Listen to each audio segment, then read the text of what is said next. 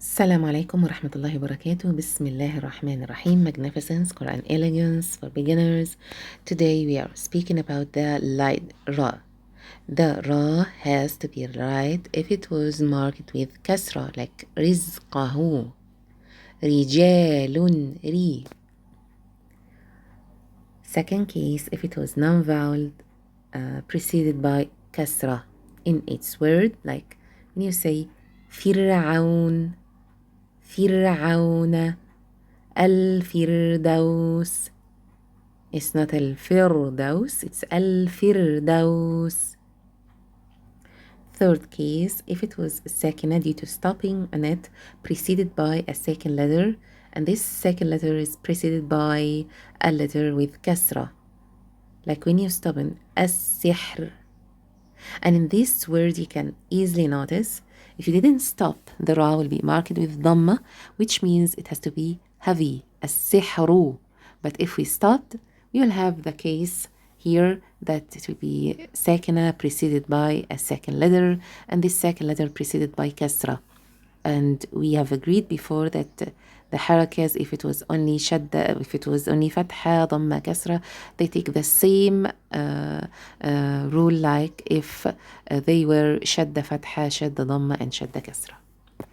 Next case for the ra to be light, if it was non-vowel, sakina, preceded by ya.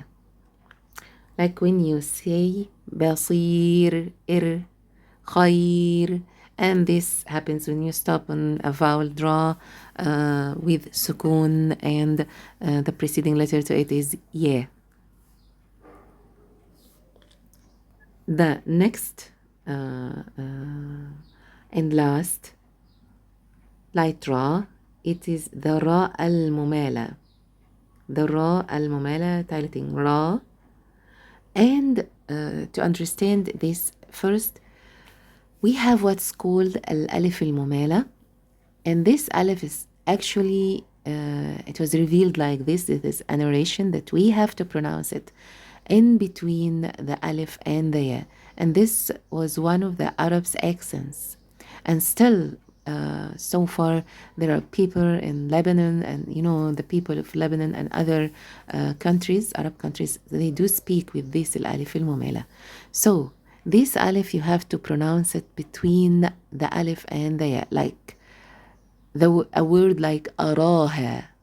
If you have to say the alif in the middle of it, mumala, you would say areha, areha. And here you can notice the difference between the normal alif at the end, ha, and the alif mumala in the middle, re, re. It's not ra, and it's not ri. It's not alif nor ya. It is in between. This is al-alif al-mumala. And as you know, the alif always has to be preceded by fatha. So the fatha before it as well will be pronounced in between fatha and kasra, re. Okay, areha, areha. If this happened in Quran, this ra has to be light, la, ra, light, ra. And this happened in one word for the recitation we do follow, in the word majreha in Surah Hud 41. Surah Hud, ayah number 41. Bismillahi majreha wa mursaha. In this case, if your ra was mumala, since it's marked with fatha mumala, so this ra has to be light. جزاكم الله خيرا والسلام عليكم ورحمة الله وبركاته.